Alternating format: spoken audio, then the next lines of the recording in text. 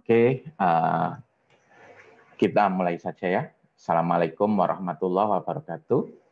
Waalaikumsalam warahmatullahi wabarakatuh. Selamat siang. Bismillahirrahmanirrahim. Di pertemuan kali ini kita melanjutkan materi kita sebelumnya. Ya, untuk pertemuan hari ini itu merupakan pengganti ya dari kuliah hari Senin ya. Saya lupa kenapa kok hari Senin kita nggak bisa mengadakan perkuliahan. Mungkin crash dengan mata kuliah lain. Sehingga harus mencari jam pengganti ya. Oke, untuk sesi Zoom ini jangan lupa silahkan mengumpulkan poin keaktifan sebanyak-banyaknya ya. Jadi mahasiswa yang bertanya atau menjawab meskipun keliru, itu saya hargai, saya catat ya. Nanti di akhir semester akan direkap dan dikonversi ke poin keaktifan sebagai tambahan. Jadi jangan mau kehilangan paket data tanpa mendapatkan poin tambahan ya, sayang. Oke, kita mulai saja materinya.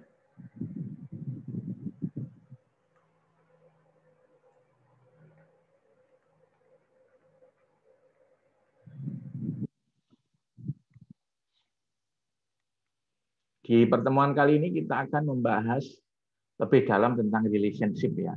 Di pertemuan sebelumnya kita sudah membahas tentang entity. Nah, sebelum mulai, saya melakukan review dulu ya materi kita sebelumnya.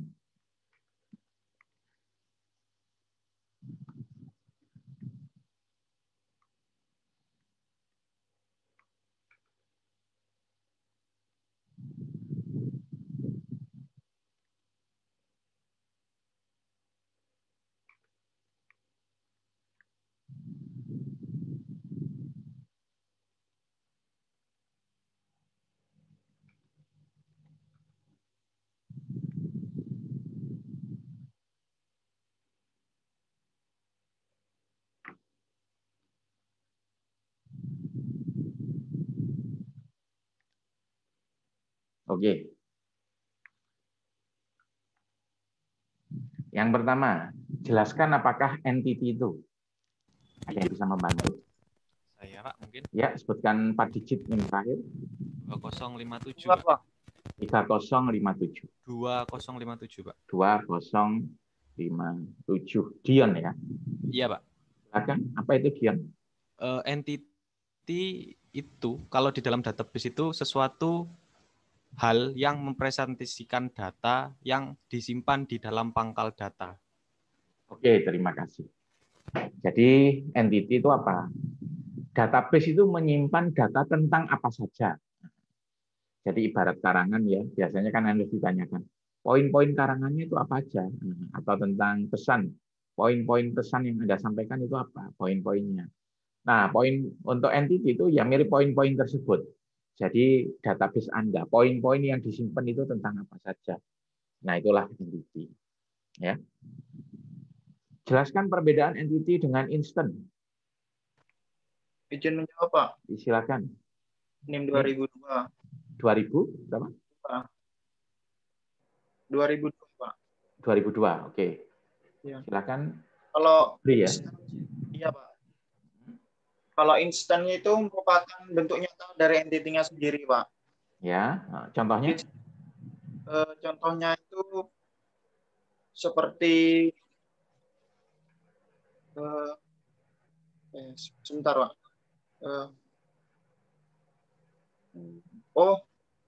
Gini, Pak, semisal di sebuah perpustakaan ada buku.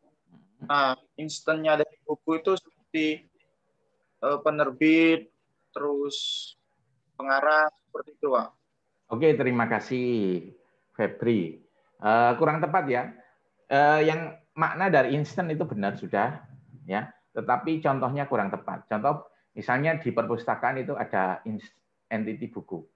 Jadi database perpustakaan, salah satunya harus mencatat tentang buku ya. Nah, instannya apa? Ya satu buku yang ada di perpustakaan itu. Misalnya apa? Beternak lele, berternak ayam, atau buku pelajaran fisika kelas 2A. Nah, Seperti itu. Terima kasih. Iya, Pak. Sama-sama. Kemudian jelaskan sumber yang bisa digunakan sebagai kandidat entity. Saya Pak. Sebutkan NIM. 2096. 96. Ronan. Iya Pak. Sumbernya itu ada benda nyata, benda abstrak, sama peristiwa. Oke, terima kasih. Benar ya. Jadi untuk mencari poin-poin apa yang harus disimpan di database, kita bisa melihat benda-benda nyata. Itu yang pertama terlihat ya. Kemudian peristiwa, ya. Kemudian benda abstrak. Kalau benda abstrak itu kadang tidak terlihat.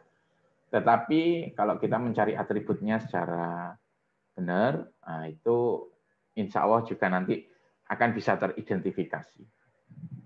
Lanjut, jelaskan kriteria benda atau peristiwa yang layak menjadi entity. Izin menjawab, Pak. Silakan. Yang pertama yaitu benda atau peristiwa yang relevan dengan bisnis proses, dan yang kedua perlu disimpan datanya di sistem, Pak. Oke, terima kasih. Berapa NIM-nya? 2069.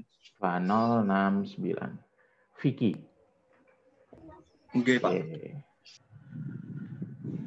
Ya, benar ya. Jadi tentu tidak semua benda atau peristiwa kita catat dalam database. Ya, yang perlu catat ialah apa? Yang hubungannya dengan bisnis proses. Ya. Contoh misalnya di perpustakaan, meja ya nggak perlu lah. Ya, buat apa?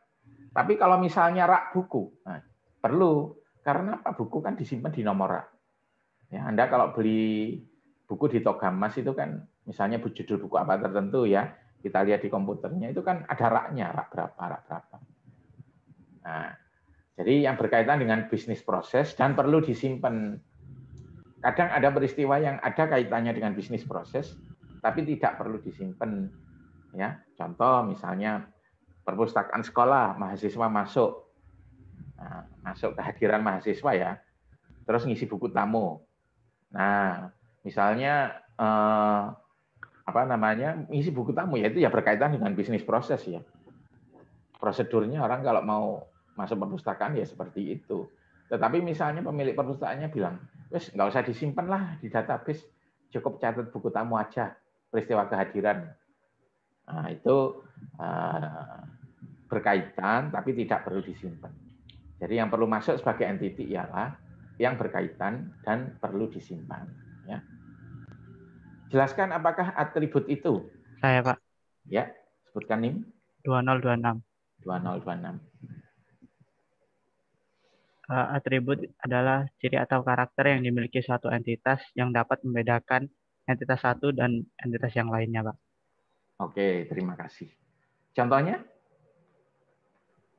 Misal dalam suatu entitas buku terdapat nama buku, judul buku, dan penerbit. Oke, terima kasih. Ya, Arman ya? Iya, Pak. Oke.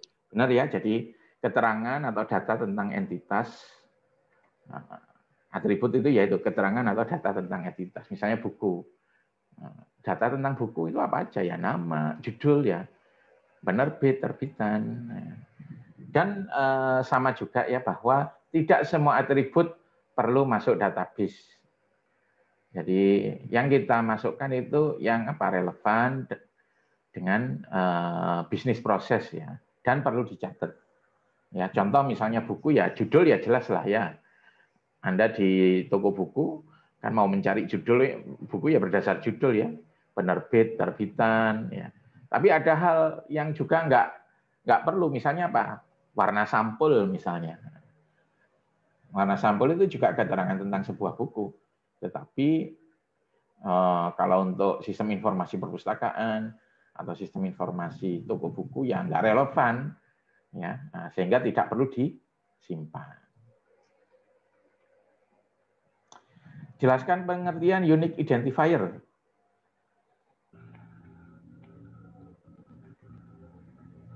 Izin menjawab, Pak. Silakan sebutkan NIM. 2042. 2042 ya. Iya. Mikli. Ya. Iya. Silakan. Jadi kalau pengetahuan saya unique identifier itu ID yang bisa membedakan setiap baris, Pak. Jadi dalam suatu entity itu yang bisa membedakan nama setiap baris itu dengan unique identifier. Jadi ada yang namanya ID gitu, Pak. ID, ya. Terima kasih. Benar ya. Tapi unique identifier itu tidak selalu ID ya.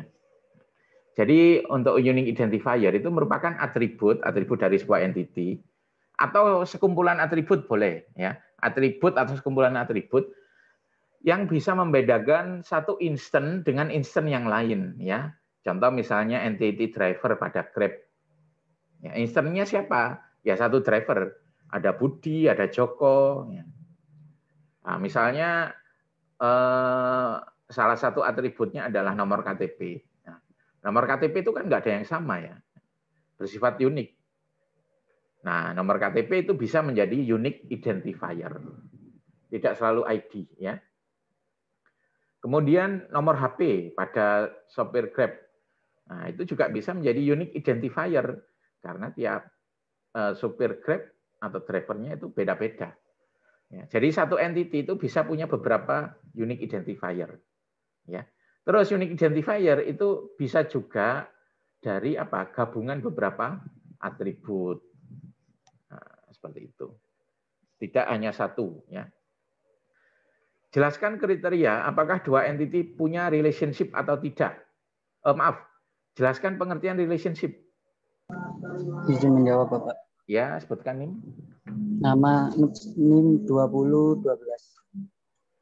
Ya. Ardin ya. Iya. Silakan.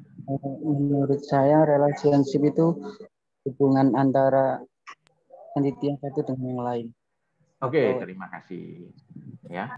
Contoh misalnya buku dengan peminjaman pada perpustakaan, ya. Kemudian misalnya apa? Peminjaman dengan member pada perpustakaan. Nah, itu punya relationship. Cuman kalau misalnya kita nyari relationship pakai cara itu, pakai makna, itu seringkali membingungkan. Ya, contoh ya. Antara buku dengan user atau dengan member pada sistem informasi perpustakaan. Nah, itu punya relationship apa enggak? Ya, kalau dipikir-pikir ya mesti punya ya. Karena apa? Satu member ini kan pernah meminjam buku A. Member nomor 1 pernah pinjam buku A, pernah pinjam buku B. Nah, kalau kita pakai seperti itu, rasa-rasanya semuanya itu juga punya relationship. Nah, karena itu kita harus pakai kriteria. Kriteria ini bisa apa ya? Bisa mencari relationship secara lebih jelas ya. Kalau yang barusan itu nggak jelas. Ya. Jelaskan kriteria apakah dua entity memiliki relationship ataukah tidak. Ada yang bisa bantu?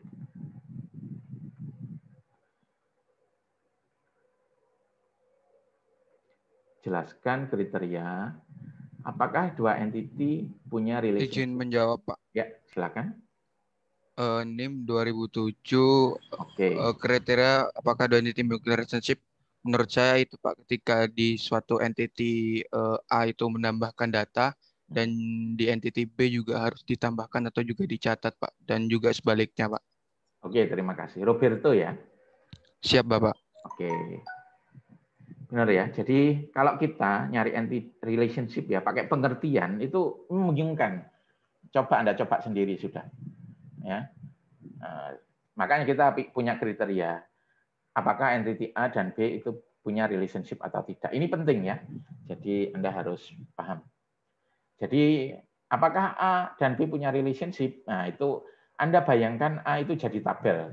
Soalnya kan entity itu kalau ketika database sudah jadi kan nanti bentuknya itu diimplementasikan dalam tabel ya. Jadi bayangkan entity A jadi tabel, entity B jadi tabel. Kolom-kolomnya apa? Ya kolom-kolomnya itu sesuai atributnya. Ya. Misalnya apa? Buku dengan penulis. Buku dengan penulis. Atau buku dengan peminjaman. Bayangkan tabel buku, bayangkan tabel peminjaman. Ya.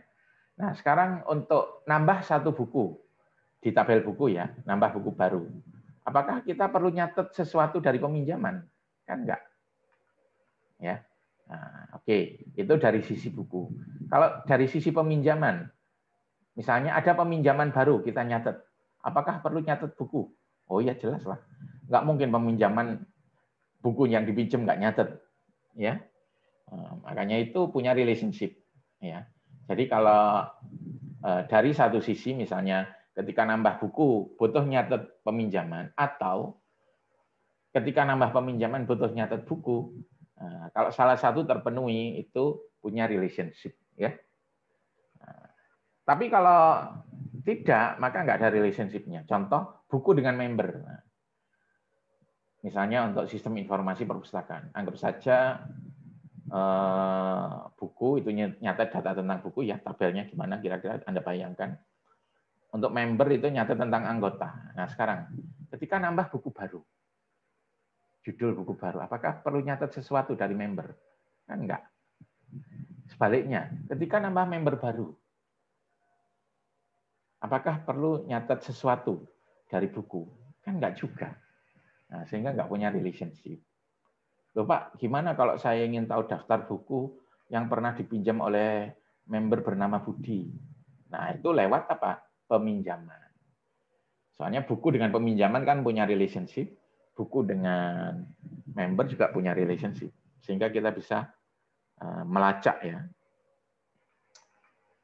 Oke, kita lanjut. Jelaskan cara membuat relationship matrix. Yang bisa bantu?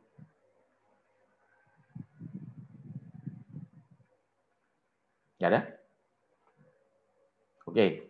Jadi relationship matrix itu gunanya untuk mengetahui relationship yang ada antar entity ya pada database tersebut. Soalnya kan entity-nya itu banyak biasanya ya. Entity-nya misalnya ada 10 atau 20. Nah, kita harus mencari kombinasi-kombinasi antar dua pasang itu, antar pasang, antar dua entity itu kan banyak. Jadi Anda bikin matriks 2 dimensi ya. Matriks 2 dimensi, kemudian barisnya Anda kasih nama entity-entity-nya ya. Kolomnya juga Anda kasih nama entity-entity-nya ya. Terus Anda untuk yang bagian separuh segitiga bawah, Anda buramkan, nggak usah diisi. Ya. Nah, yang diisi cuma separuh segitiga atas. Kenapa? Kan kita hanya mencari antar dua pasang saja ya, antar dua entity aja. Jadi kalau salah satu terpenuhi, ya yang lain nggak usah dicari. Ya. Nah, untuk tiap sel-sel di atas diagonal utama, diagonal menurun ya, diagonal menurun itu diagonal utama. Nah, itu Anda cek pakai kriteria di atas ini. Nah, pakai ini, apakah dia punya relationship atau tidak. Nah, setelah itu Anda akan menemukan semua relationship-nya. Ya. Sampai di sini ada yang ditanyakan? Oke, kalau nggak ada kita lanjut ya. Jadi di pertemuan kali ini kita akan membahas tentang entity relationship diagram. Ya. Jadi dalam merancang sesuatu biasanya apa? Kita butuh gambar, ya. Dan tiap bidang itu gambarnya itu berbeda-beda. Misalnya untuk mesin ya, ngerancang mesin. Saya dulu pernah punya teman teknik mesin, teknik perkapalan, itu ada gambarnya sendiri. Ya, dia pakai AutoCAD namanya. Jadi struktur atau desain mesin itu sampai internalnya itu bisa digambar. Kemudian kalau arsitek, nah arsitek itu kan kayak punya gambar denah ya. Nah, itu presisi sampai senti-sentinya, ada skalanya 1 banding berapa. Kemudian tiap jendela itu sudah ada desainnya, rangka-rangka untuk atap ya. Nah, itu juga ada desainnya. Nah, sekarang untuk melakukan database, bikin database. Nah, untuk bikin database itu juga ada ya. Namanya apa gambarnya? Yaitu ERD, Entity Relationship Diagram.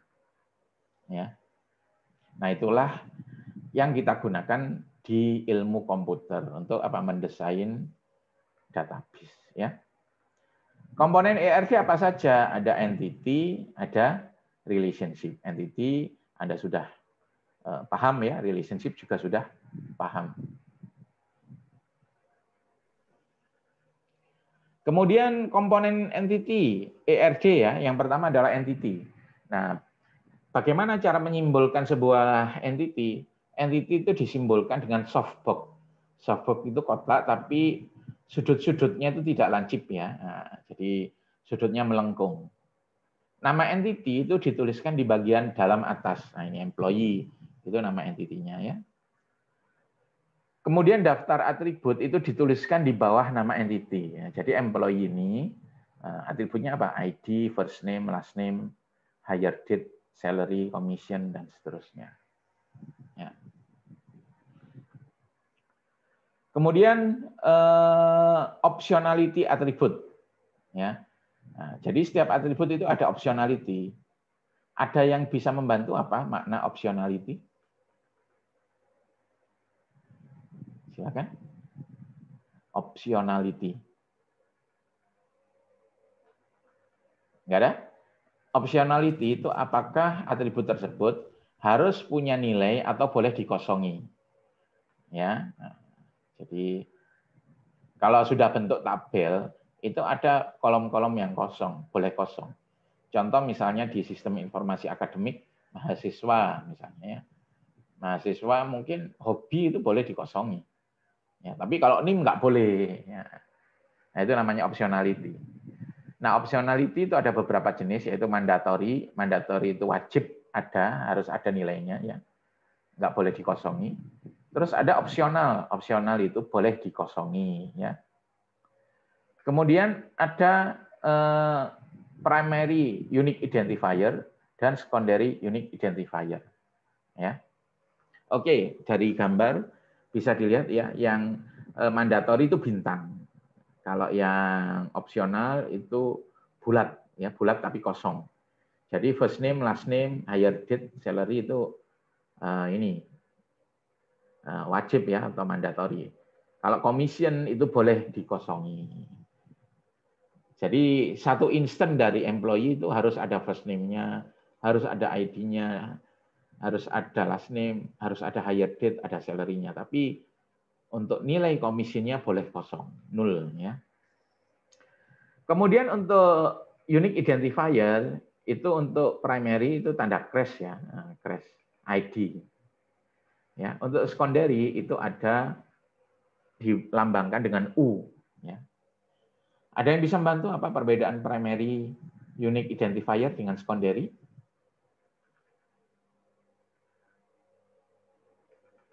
Nggak ada? Saya Pak Sebutkan NIM-nya. NIM 2089. Oke. Untuk primary itu ID yang benar-benar apa?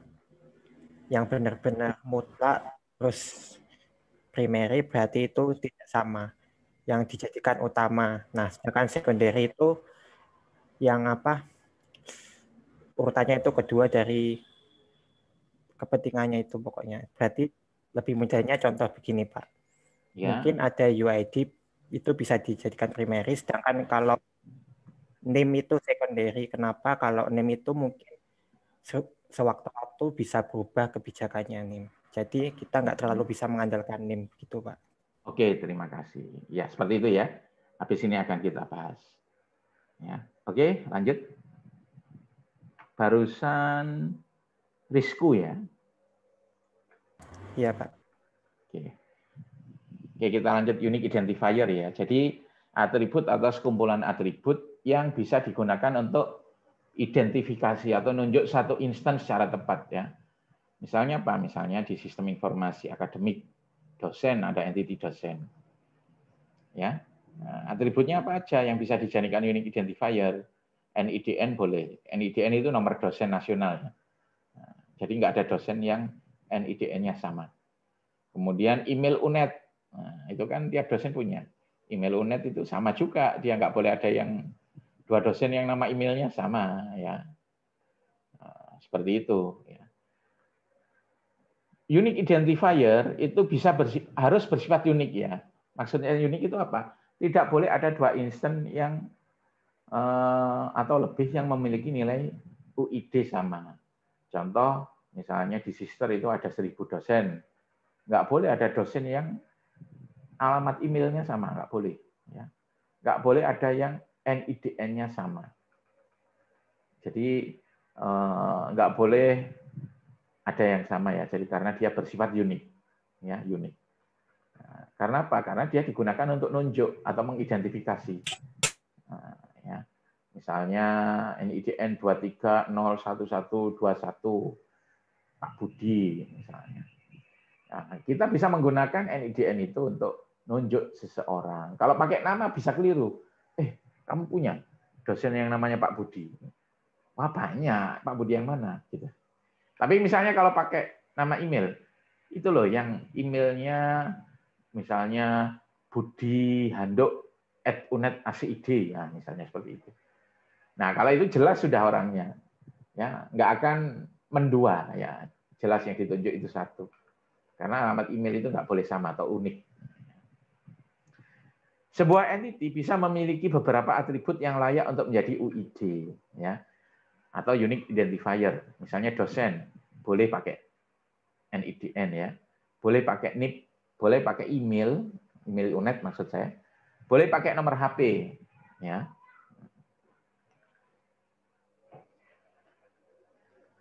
Nah, sebuah UID bisa terdiri atas gabungan beberapa atribut, ya, atau komposit UID.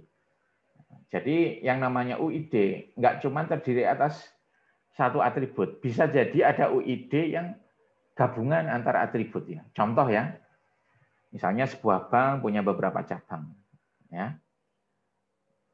Setiap cabang itu bisa membuat rekening, misalnya BRI. BRI di Jember itu ada berapa? Yang besar aja ada 2 kan ya, ada UNED, ada alun-alun kan. Nah, jadi misalnya ini BRI. Nah di Jember itu yang besar minimal 2, ada yang alun-alun, ada yang UNED, ya. Itu yang besar. Belum lagi yang di luar kota, yang kabupaten. Nah, setiap cabang itu boleh membuat rekening sendiri. Misalnya alun-alun bikin rekening, ya, ada orang daftar bikin rekening, nomor rekeningnya 100. Nah, itu boleh. Di alun-alun itu kalau misalnya ada orang bikin mau 100 lagi itu nggak boleh karena sudah ada rekening 100 kan di alun-alun. Terus di UNED ada orang bikin pakai nomor rekening 100 itu boleh. Ya, yang penting di satu cabang itu nggak boleh ada nomor rekening yang sama. Ya. Nah, yang jadi masalah itu untuk BRI nasional lah, seluruh Indonesia. Itu UID-nya pakai apa kalau gitu? UID untuk nasabah. Maaf, UID untuk ini rekening nasabah. Nah, kalau pakai nomor rekening saja nggak bisa, karena apa? Boleh kan nomor yang sama di cabang yang berbeda. Nah, akhirnya UID-nya pakai apa? Misalnya nomor cabang dan nomor rekening. Nah, gabungan keduanya. Ya. Karena kalau digabung itu nggak ada yang sama. Setiap nasabah pasti beda. Nah, itu contoh dari unique identifier yang komposit, ya. Jadi dia terdiri atas gabungan beberapa atribut, ya. Sampai di sini mungkin ada yang ditanyakan? Izin bertanya, Pak. Oke, silakan. Berapa NIM-nya? 2042. 2042. Iya. Jadi mau tanya gini, Pak. Tadi kan Bapak bilangnya kalau nama itu tidak boleh dipakai sebagai UID ya, Pak. Ya. Soalnya bisa sama. Tapi kalau misal dipakai sebagai secondary ID gitu, baik primary maupun secondary nggak boleh pakai atribut yang nilainya bisa sama, ya. Jadi baik primary maupun secondary nggak boleh. Jadi nama meskipun mau direncanakan untuk secondary itu nggak boleh. Gitu ya. Soalnya kan bisa jadi ada orang yang namanya sama persis. Ya. Oke, kita lanjutkan ya. Jika sebuah entity memiliki beberapa UID, ya, yang satu dipilih menjadi primary UID, ya. Yang lain itu statusnya secondary UID. Nah, setiap entity harus punya primary UID. Ya. Entity tidak selalu memiliki secondary UID. Jadi yang wajib itu apa? Punya primary UID. Ya. Nah, kalau sudah dibuat tabel ketika sudah dalam wujud database ya. Nah, primary UID itu dinamakan primary key ya.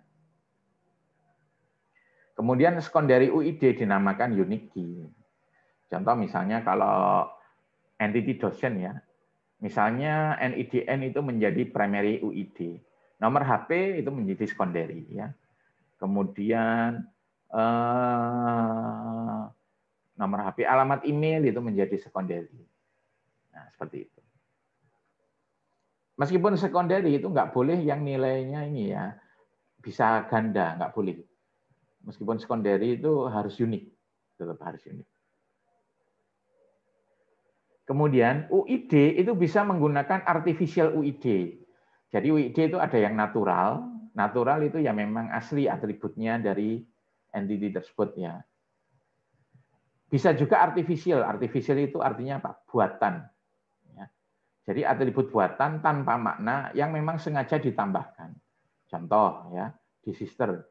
Entity dosen itu boleh pakai entity dosen UID-nya ya apa? NIP, NIDN, NIP, nomor HP bisa, terus nomor HP, kemudian email itu bisa ya, bisa menjadi UID. Semuanya UID itu.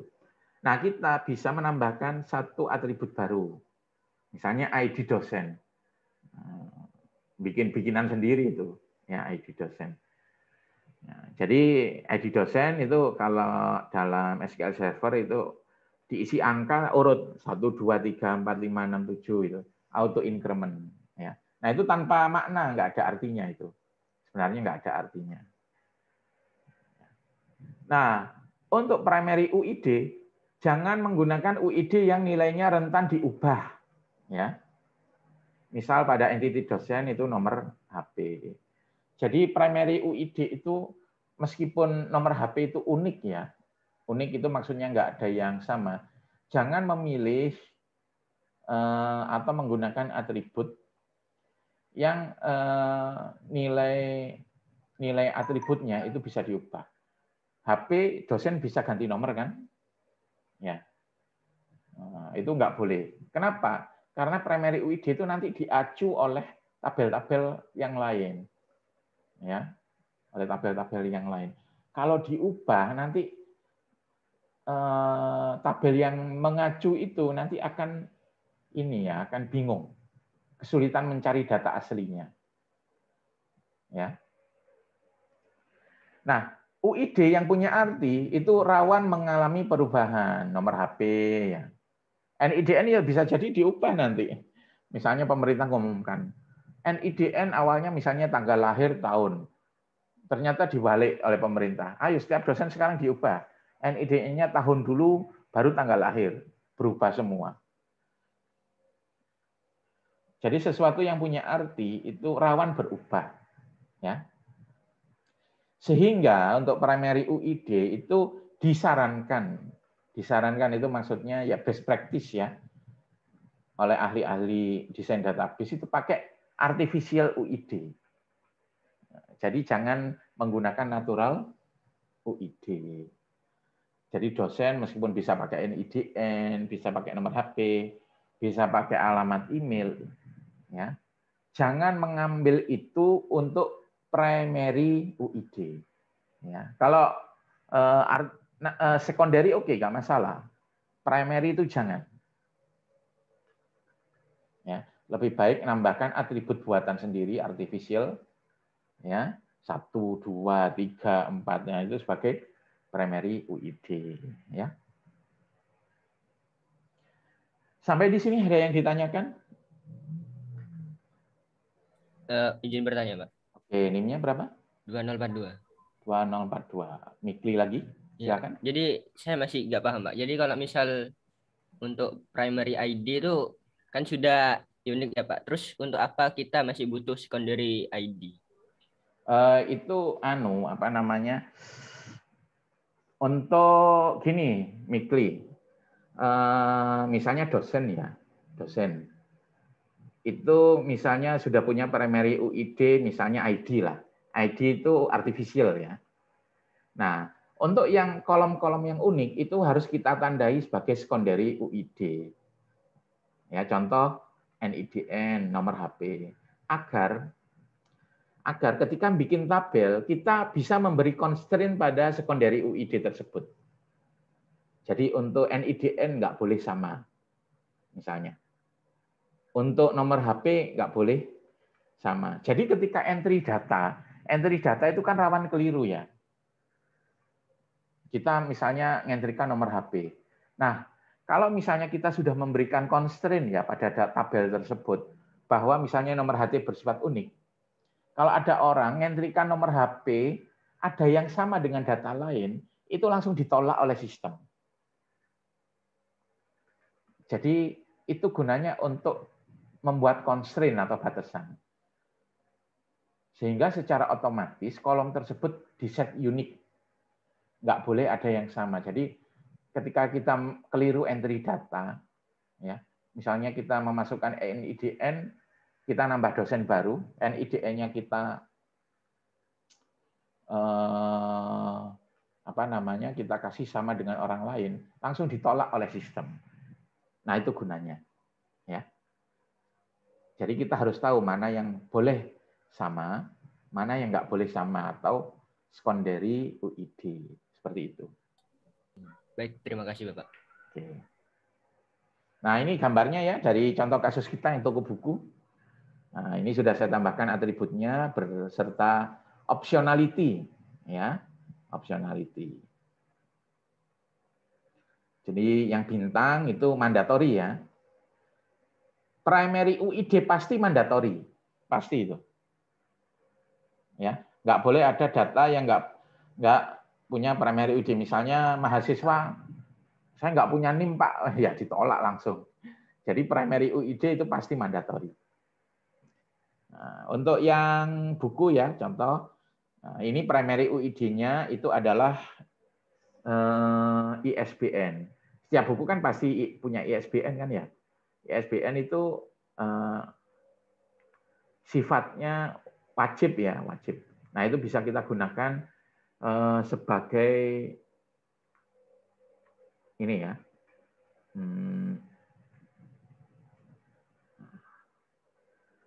Sebagai primary UID ya. Nah, untuk yang buku itu primary UID-nya pakai natural. Jadi memang atribut buku asli itu ya. Terus judul. Nah, anggap saja judul nggak boleh ada yang sama persis ya. Nggak boleh ada yang sama persis.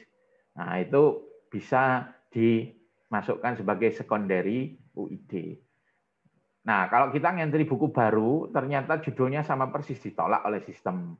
Nah, itu gunanya secondary ya. Jadi kolom-kolom atau atribut yang secondary itu nanti bisa di-set pakai, kalau Anda sudah masuk bagian DDL itu unik, keyword-nya unik. Nggak boleh ada yang sama. Ya. Kalau yang bulatan kosong itu opsional, boleh nggak diisi. Ya. Contoh kita nambahkan genre baru, genre horor sudah ada, genre sejarah sudah ada. Misalnya ada genre baru namanya genre nggak jelas, nggak ada keterangannya, itu boleh. Ketika nambah data baru, nah itu akan diterima oleh sistem. Tapi kalau yang mandatori, kita nambahkan genre baru, misalnya genre ada genre untuk orang tua misalnya, nggak ada keterangannya. Keterangan itu mandatori ya, langsung ditolak. Seperti itu ya. Kemudian untuk yang artificial UID itu kalau di Oracle Data Modeler itu tidak muncul ya di gambar, tapi ada settingannya. Nah, insya Allah di praktikum minggu ini akan dibahas ya settingannya. Ada settingannya, tetapi di gambar entity-nya itu tidak muncul. Nah, sehingga ini di penerbit itu nggak ada tanda crash-nya karena dia artificial. Ya, jadi di RD tidak ditunjukkan, tapi setelah konversi itu akan terlihat. Ya. Oke, sampai di sini ada yang ditanyakan? Oke, lanjut. Nah, ini relationship ya, hubungan antara dua entity. Ini maknanya adalah hubungan atau asosiasi antara dua entity. Nah, kalau kita menggunakan makna ini, itu agak kesulitan sebenarnya. seolah-olah semua entity itu punya ini ya, punya relationship. Ya. Nah ini ada tipsnya, Anda pakai tips ini aja. Ya. Bayangkan setiap relationship adalah tabel, ya, tempat Anda mencatat data, kolom-kolomnya sesuai atribut.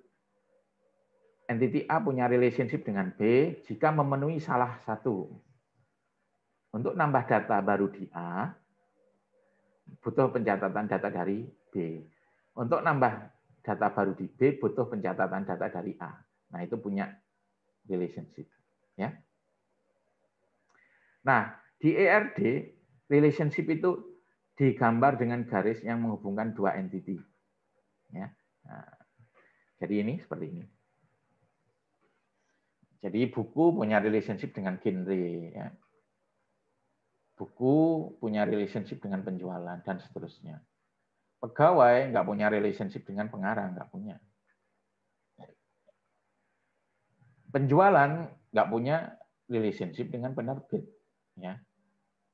Kenapa? Karena kalau kita nambah penjualan baru, ya nggak harus nyatet penerbit kan. Juga sama, kita nambah penerbit baru, nggak harus nyatet penjualan. Loh Pak, saya ingin tahu untuk penerbit Gramedia Pustaka itu berapa nilai penjualannya?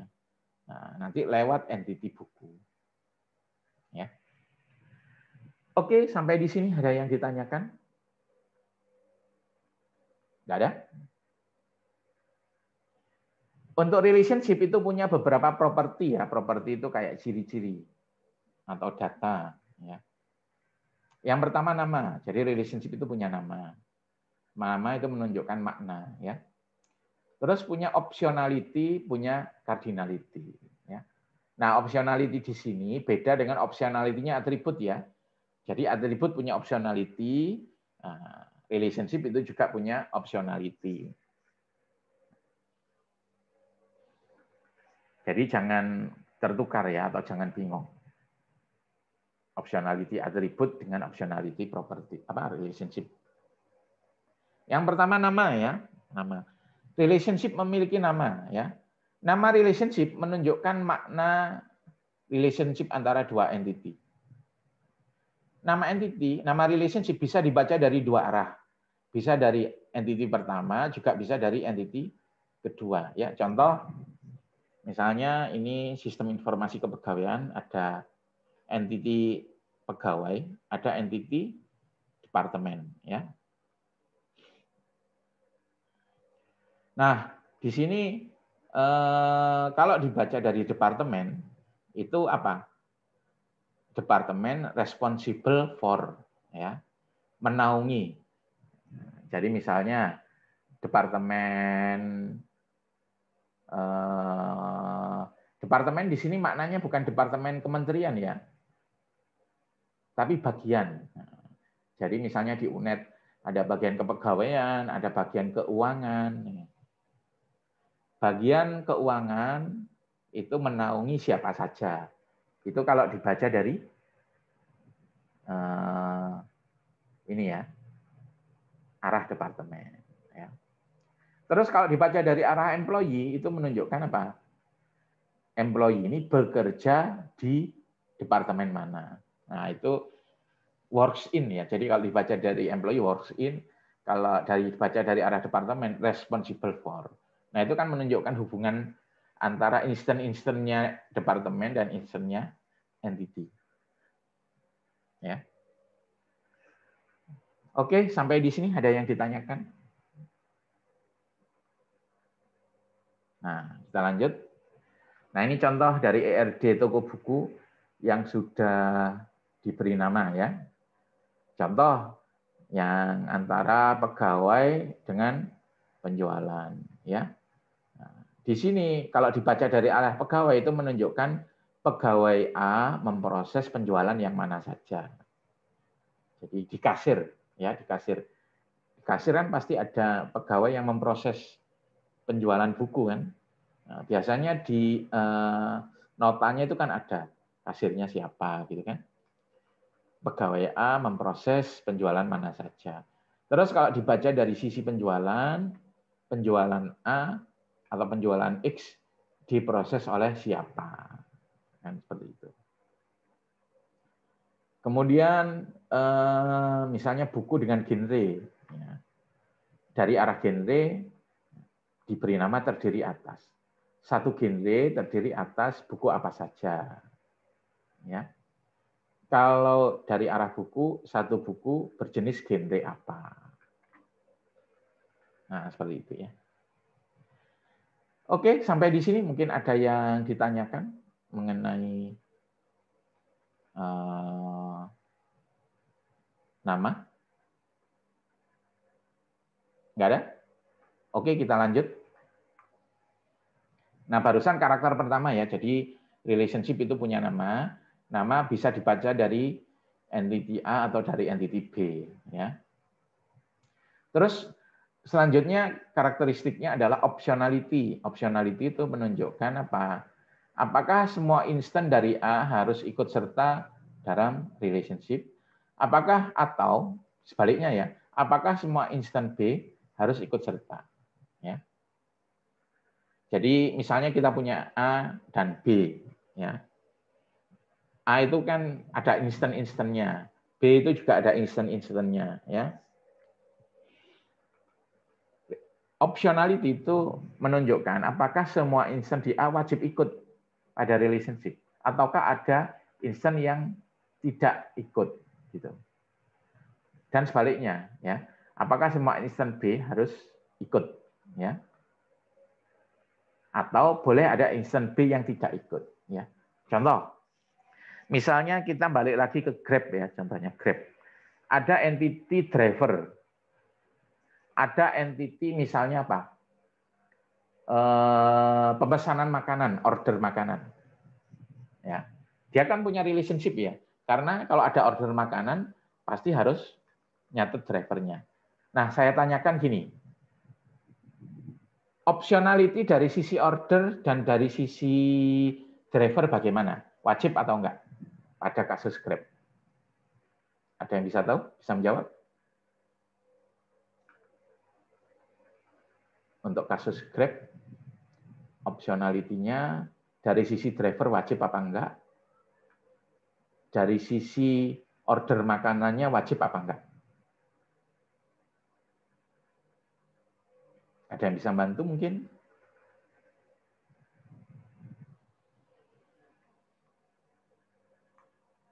Ya?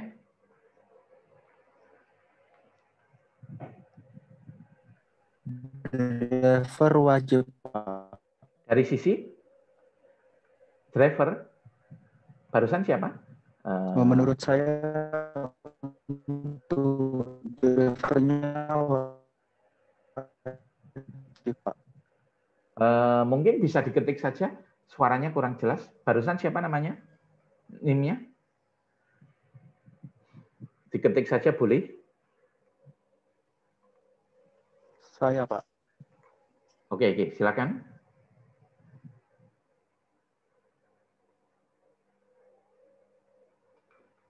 Vicky ya. Jawabannya apa Vicky?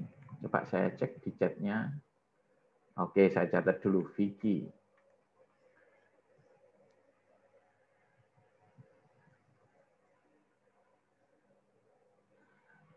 Vicky Rafif ya. Silakan Vicky, ditulis boleh jawabannya.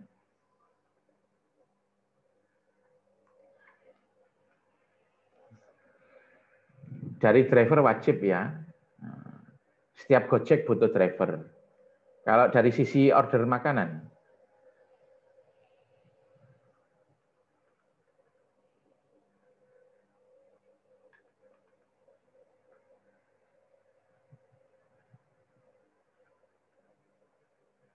tidak.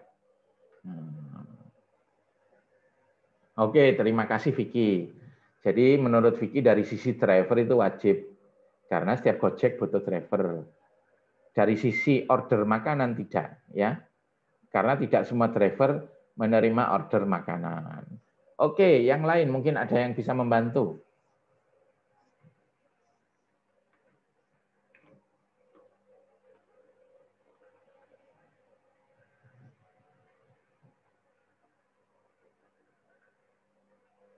Silakan kalau ada yang bisa bantu.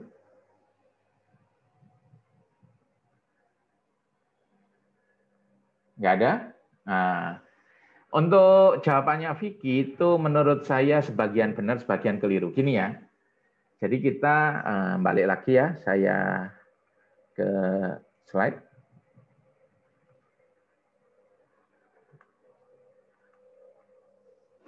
Kalau saya gambar, itu seperti ini. Ya, ini ada entity driver ya. Terus ada entity order makanan.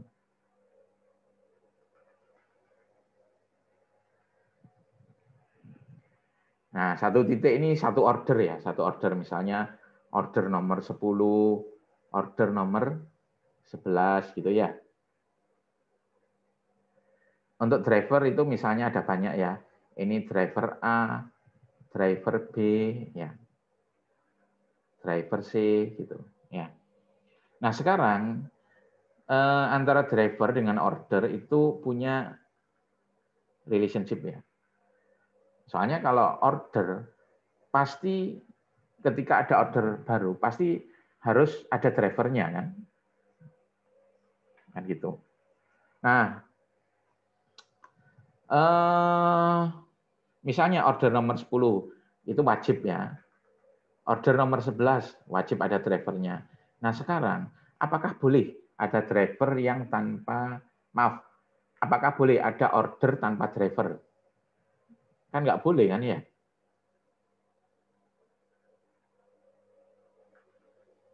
Dilarang. Sehingga semua order di sini,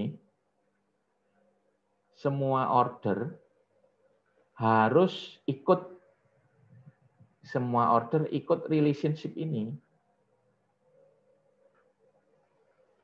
Semuanya, nggak boleh ada order yang tidak mengikuti relationship ini. Ya. Sehingga dari sisi order itu wajib. Nggak boleh ada order tanpa driver gitu, nggak boleh. Nah, kalau seperti itu lambangnya apa? Garis penuh. Ya, garis penuh. Jadi dari sisi order garisnya penuh itu wajib. Ya.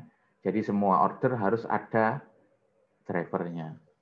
Nah, sekarang dari sisi driver itu boleh nggak ada driver yang nggak pernah nerima order? Kan boleh ya.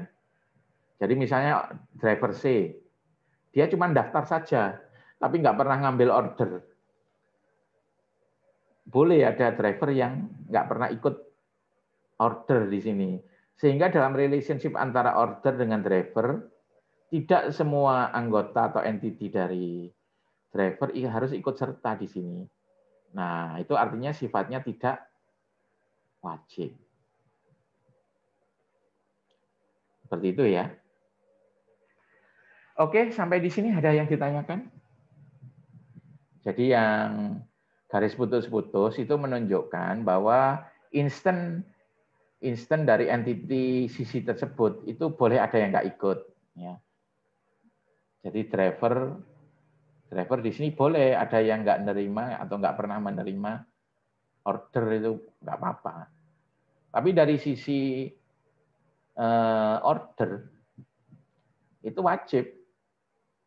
Nggak mungkin ada order tanpa driver itu ya. Jadi semua order pasti harus ikut relationship ini. Wajib sifatnya ya. Ada yang tanyakan sampai di sini?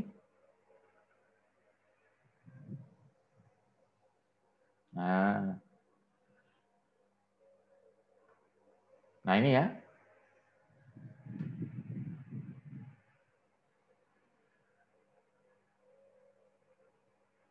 Jadi antara penjualan dengan pegawai ya, relationship-nya seperti ini ya. Jadi untuk pegawai itu bisa, tidak semua pegawai itu harus pernah memproses penjualan. Bisa jadi dia pegawai baru kerja beberapa hari, terus pada saat dia tugas nggak pernah ada orang beli gitu. Jadi tidak wajib di sini, tidak semua pegawai harus ikut dalam relationship ini ya.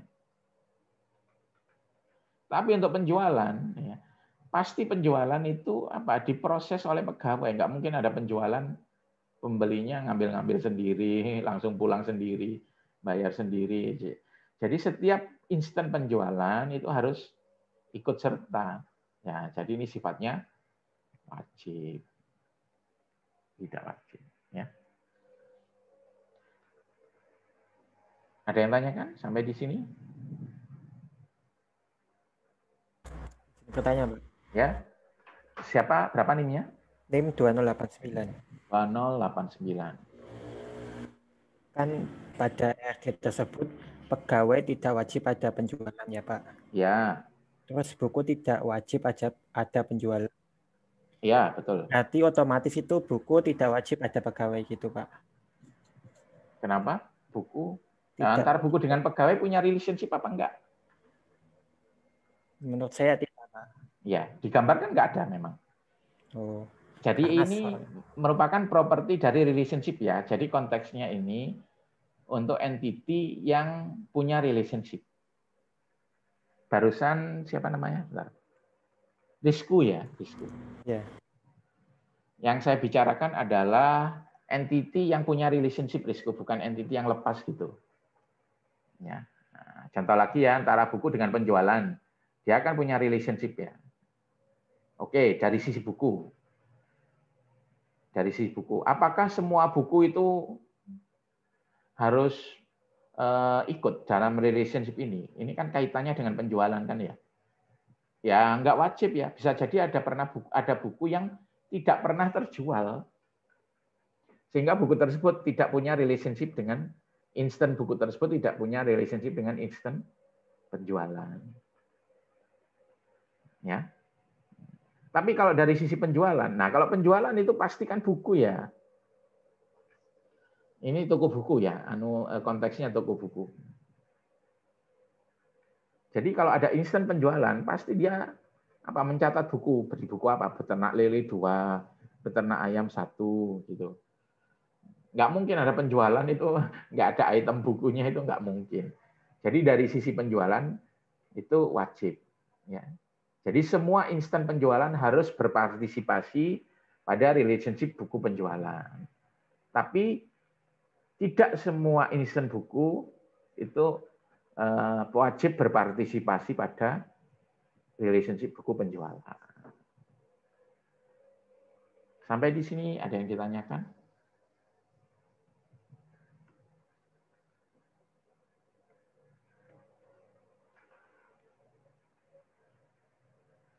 Oke, saya kasih contoh satu lagi.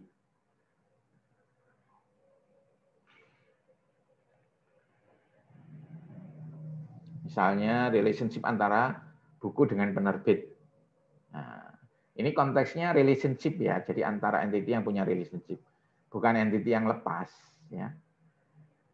Nah, sekarang untuk buku, apakah semua instan buku harus punya penerbit?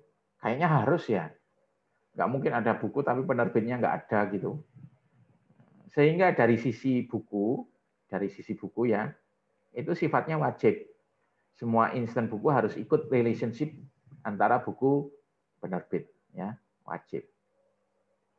Nah, sekarang penerbitan untuk relationship antara buku penerbit. Apakah semua penerbit harus ada bukunya? Nggak harus ya. Bisa jadi ada penerbit baru, sudah dimasukkan ke database bukunya, tapi bukunya belum pernah masuk ke daftar toko tersebut. Belum pernah dikirim ke toko tersebut. Jadi nama penerbitnya ada, tapi nggak pernah ada bukunya, itu boleh. Sehingga ada instan dari penerbit yang tidak punya relationship dengan buku. Jadi ini tidak wajib. Oke, sampai di sini ada yang ditanyakan lagi mungkin? Nah, ini karakteristik kedua ya. Yang pertama nama, yang kedua optionality. Ini optionality-nya beda dengan optionality atribut ya, beda cerita. Atribut itu ya punya optionality sendiri.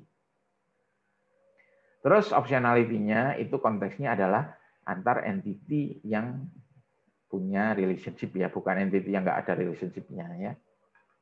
Nah, dari sisi A itu kita lihat apakah semuanya harus ikut serta, ya, semua instannya.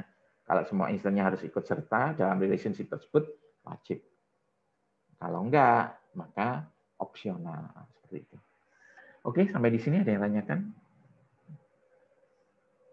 Nah, sekarang cardinality ya. Ini karakter ketiga. Yang pertama nama, yang kedua optionality, yang ketiga cardinality untuk relationship ya. Jadi misalnya A dan B punya relationship, cardinality itu menunjukkan satu instant A berasosiasi dengan berapa banyak instant B. Ya. Nah, ini juga konteksnya apa? Antar entity yang punya relationship, bukan entity yang saling lepas loh ya. Cardinality menunjukkan satu instant A berasosiasi dengan berapa banyak instant B. Ya. Satu instant B berasosiasi dengan berapa banyak instant A. Nah, cardinality itu ada yang one to one. One to one itu maksudnya apa? Satu instant A berasosiasi dengan satu instant B, demikian sebaliknya. Ada yang many to many, ya. Many to many. Many to many itu satu instant A punya relationship atau asosiasi dengan satu atau beberapa instant B, juga sebaliknya. Jadi dari sisi B juga bisa satu B, bisa satu atau banyak A. Ya. Ada yang one to many, satu instant A berasosiasi dengan satu atau beberapa instant B, atau sebaliknya, salah satu saja. Jadi A berasosiasi dengan banyak B, tapi dari sisi B hanya dengan satu A saja. Ya. Nah, one to many relationship sangat umum ya. Sangat umum. Kemudian many to many membutuhkan penanganan khusus. One to one jarang terjadi. Sampai di sini ada yang tanyakan? Nah, kita balik lagi ke contoh driver Grab ya. Grab ada driver, entity driver, ada order makanan.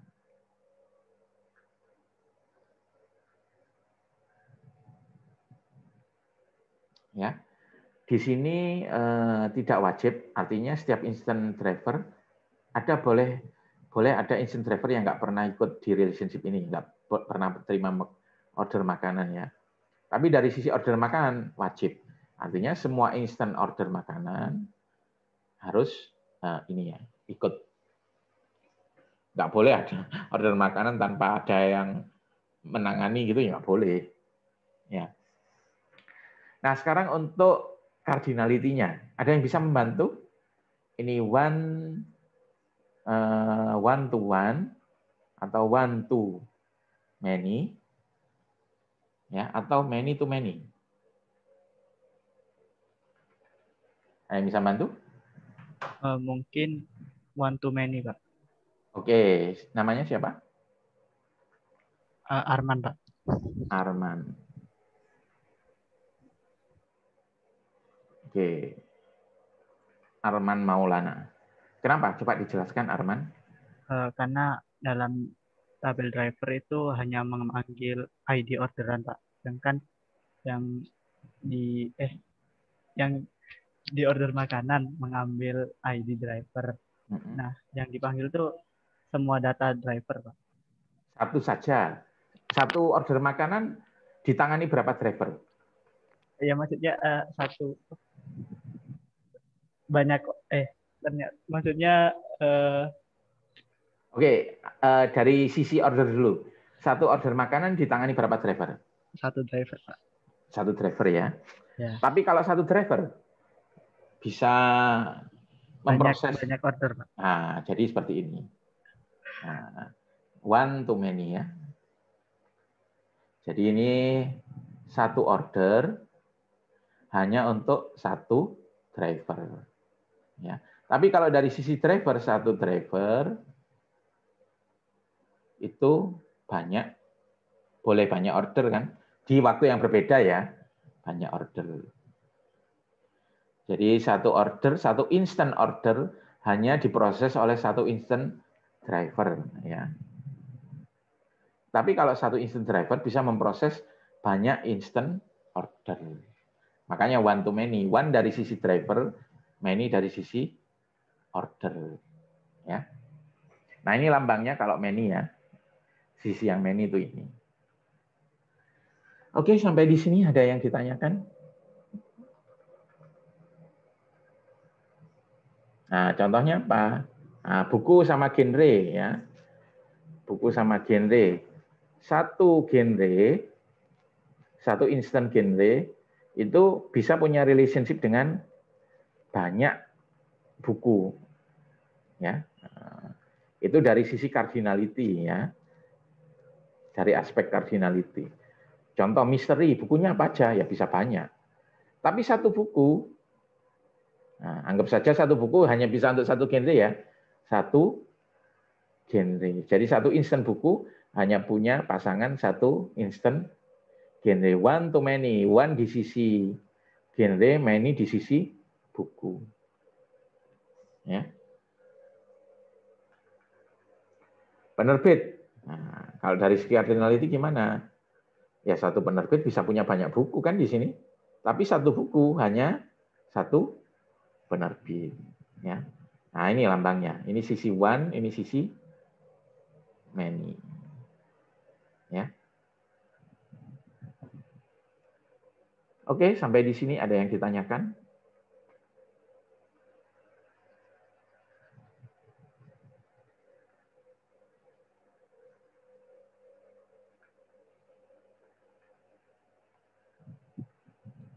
Ada yang tanyakan mungkin? Nah, contohnya many to many apa? Ya ini, buku dengan penjualan ya. Satu buku itu kan bisa muncul di banyak penjualan kan? Sebaliknya, nah, jadi satu buku banyak penjualan. Sebaliknya dari sisi penjualan, satu penjualan juga apa? Bisa banyak buku kan? Anda kalau beli satu kali, misalnya pas mungkin di awal semester ke Gramedia langsung beli 3 judul gitu. Nah, banyak buku. Ya. Sehingga untuk penjualan dan buku itu many to many.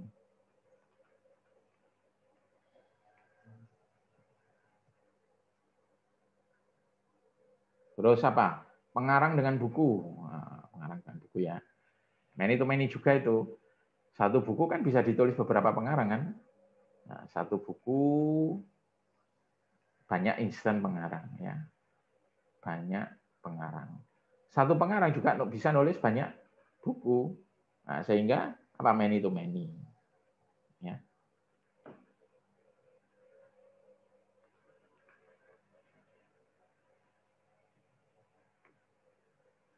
Oke, sampai di sini ada yang tanyakan mungkin?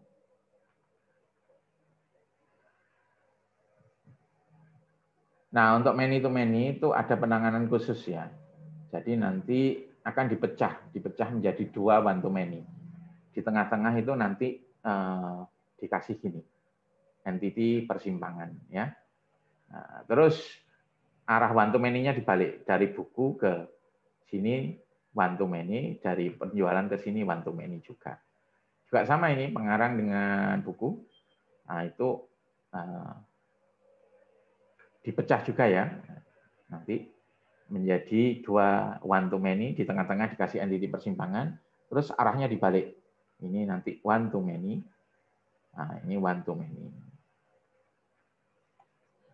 Sampai di sini mungkin ada yang ditanyakan.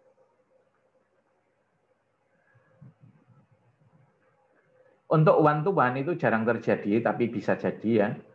Contohnya apa? Misalnya pemeriksaan dengan pendaftaran pada kliniknya.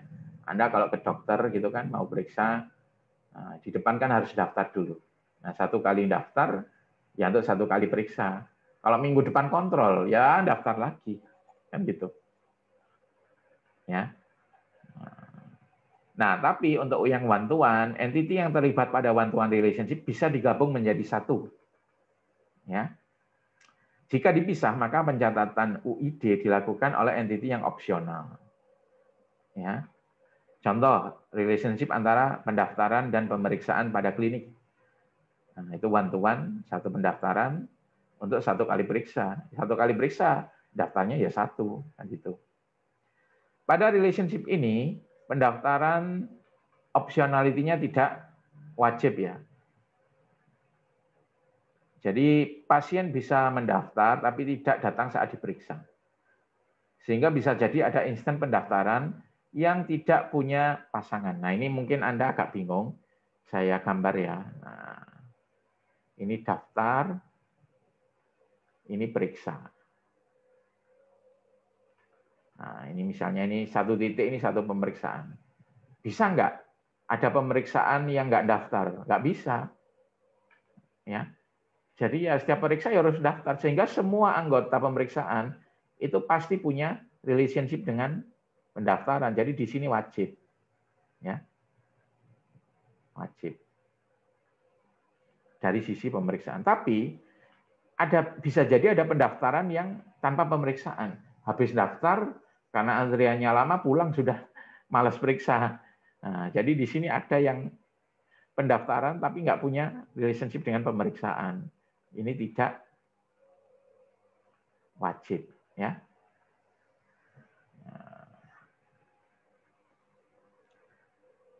Nah, di sini kan kalau relationship itu kan pasti ada pencatatan unique identifier ya dari sisi satunya. Nah, untuk yang one to one masukkan pada apa relationship yang sifatnya wajib. Ya. Nah, jadi ketika ada pemeriksaan, masukkan UID dari pendaftarannya.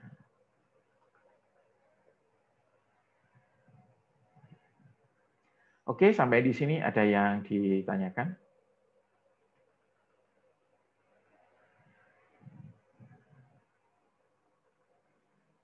Nah, penanganan many-to-many relationship ya.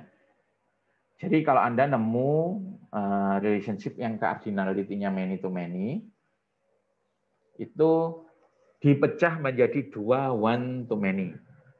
Ya. Jadi misalnya A dan B punya many-to-many relationship. Buat entity persimpangan B, ya, jadi misalnya awalnya gini. Ini A, ini B ya.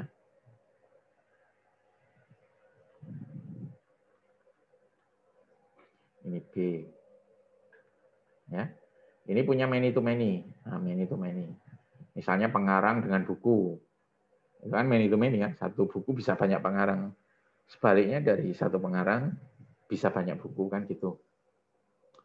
Nah, Anda bikin relationship persimpangan di tengah-tengah. Ini A, ini B, nah, ini di sini ya, ada tengah-tengah. Nah, relationship persimpangan. Ya.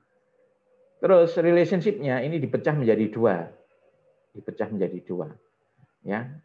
Dari A ke persimpangan, one to many. Dari B ke persimpangan, one to many juga. Nah, seperti itu. Mecahnya itu ya. UID A dan B dicatat di B. Ya. Jadi di B ini dia mencatat UID A. UID A.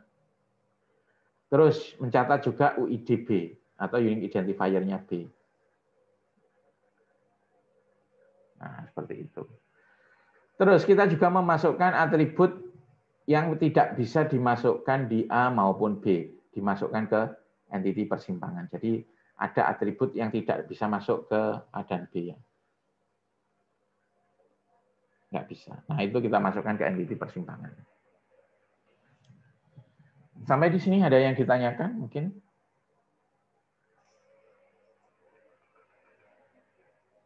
Misalnya penjualan dengan buku. Nah, penjualan dengan buku. Dia kan punya relationship ya. Karena apa? Kalau kita mencatat atau menambahkan data penjualan, pasti harus nyatat bukunya kan. Nah, terus cardinality-nya itu many to many. Ya.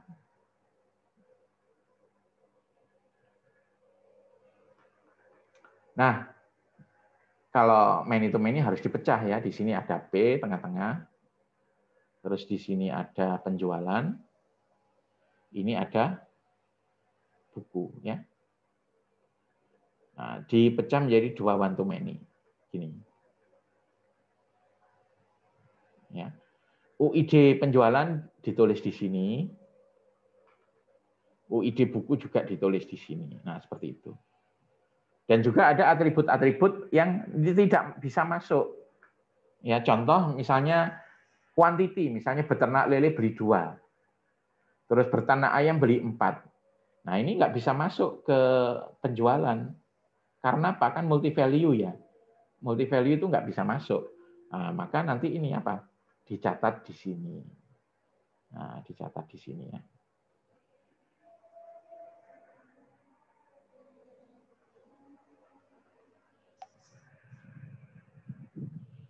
Terus pengarang dengan buku juga sama ya.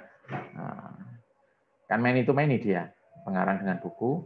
Satu pengarang bisa nulis banyak buku. Satu buku bisa banyak pengarang. Ya. Nah, kalau many to many kita ini ya. Kita beli entity persimpangan, entity baru. Ini pengarang, ini buku. Nah, jadikan gini, one to many. UID pengarang tulis di sini, UID pengarang, UID buku tulis di sini. Ya. Terus atribut lain juga dimasukkan di tengah yang nggak bisa masuk ke pengarang maupun buku. Misalnya apa? Jumlah buku yang dibeli. Maaf, misalnya status pengarang. Ya, misalnya pengarang penulis utama, penulis pendamping gitu. Kalau dimasukkan ke buku kan akan multi value ya, multi value. Nah, sehingga apa dimasukkan ke sini. Ya.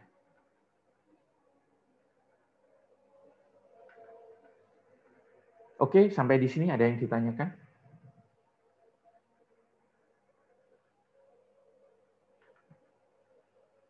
Nah, ini contoh ya, penjualan. Ini satu penjualan. Entiti persimpangannya itu sebenarnya mencatat ini loh, satu baris ini. Nah, jadi untuk satu penjualan itu punya banyak detail penjualan. Ya.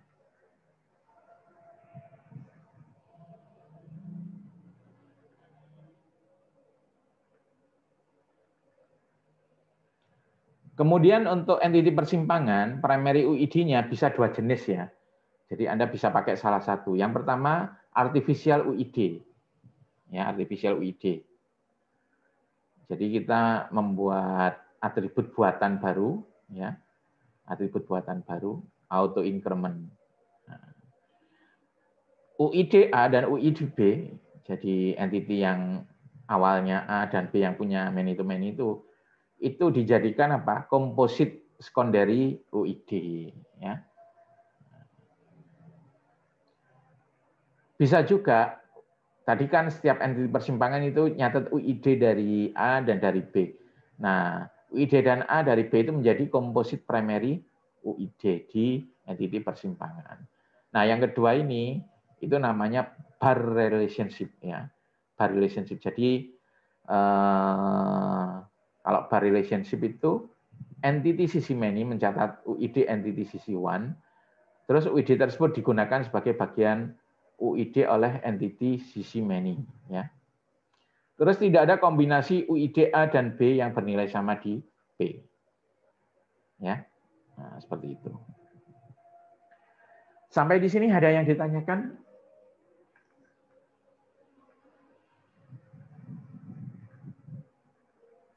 Silakan kalau ada yang ditanyakan. Oke, kita break sebentar ya. Masih ada mau adzan ya. Habis adzan kita lanjutkan lagi.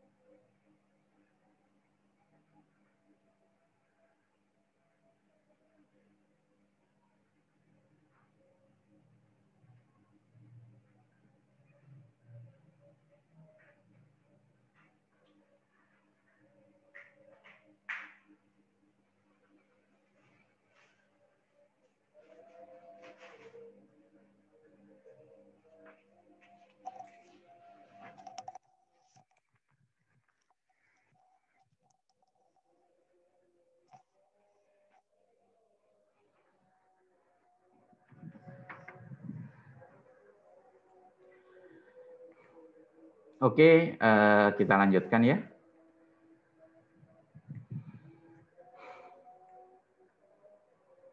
Nah, ini contohnya. Jadi, untuk buku dengan pengarang, ya, buku dengan pengarang, itu kan aslinya punya many-to-many relationship ya.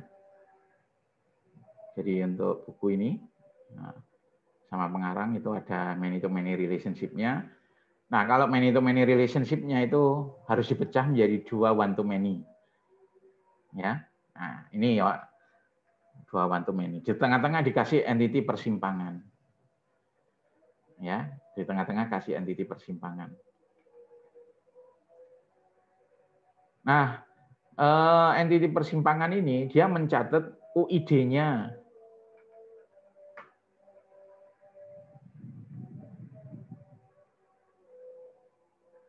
Nah, dia mencatat UID-nya dari buku ya. Jadi UID buku tulis di sini.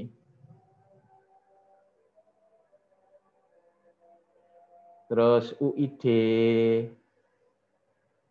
pengarang juga tulis di sini ya. Nah, jadi ini one to many. Dari buku ke detail pengarang, saya namakan detail pengarang ya. Dari pengarang ke detail pengarang itu one to many ya. One to many. UID-nya dicatat ya. Ingat bahwa untuk one to many, UID yang bagian one itu dicatat di UID bagian many ya. Terus kita bisa menambahkan atribut baru yang sebelumnya nggak bisa kecatat. Misalnya status pengarang. Misalnya untuk buku A, Budi pengarang 1, Joni pengarang pembantu misalnya. Nah itu kan nggak bisa ditulis di buku. Soalnya Pak multi value atribut kan. Kalau penulisnya ada banyak kan nggak boleh multi value atribut.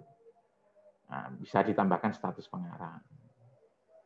Ya. Nah sebagai primary key-nya, di sini boleh dua alternatifnya ya, pakai artificial, juga boleh pakai gabungan dari UID buku dan UID pengarang. Nah kalau pendekatan kedua itu namanya bar relationship, ini lambangnya. Nah, ada garisnya ini ya, bar relationship.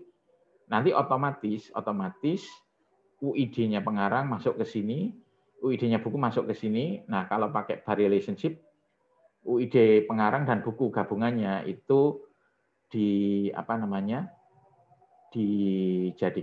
primary unique identifier.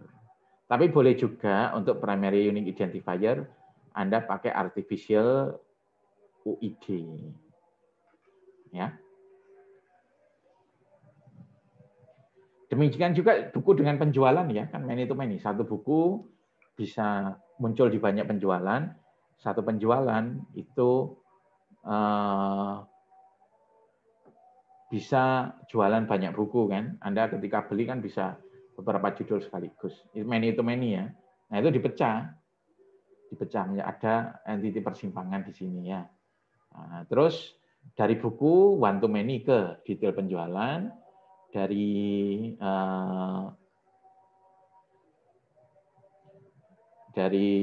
penjualan one to many ke detail penjualan. Ya, nah kita bisa menambahkan juga atribut yang awalnya nggak bisa masuk. Misalnya kalau quantity masuk ke penjualan, misalnya buku beternak lele 2, beternak ayam 3 lembar, 3 eksemplar. Nah ini nggak bisa masuk, soalnya kan multi value ya, multi value atribut. Nggak boleh ya. Nah, Anda masukkan di sini quantity. Masukkan di tengah-tengah sini. Nah, sebagai UID-nya, unique identifier-nya, primary UI-nya, Anda bisa pakai artificial ya, artificial. Jadi Anda tambahkan satu atribut sendiri buatan. Boleh juga Anda pakai gabungan dari UID buku. Ini dicatat UID-nya, ini dicatat juga UID-nya. UID buku. Terus UID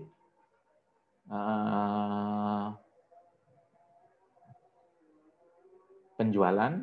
Nah, itu gabungan keduanya dijadikan primary UID di detail penjualan. Nah, itu namanya bar relationship. Ada ininya. Ya. Kalau nggak ada ininya itu pakai natural artificial primary UID. Seperti itu.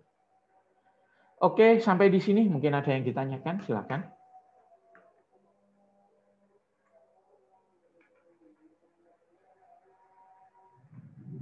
Nggak ada? Oke, kalau nggak ada, mungkin kita cukupkan sampai di sini ya. Insya Allah akan saya upload ini. Kita akhiri. Assalamualaikum warahmatullahi wabarakatuh. Waalaikumsalam warahmatullahi wabarakatuh. Terima kasih.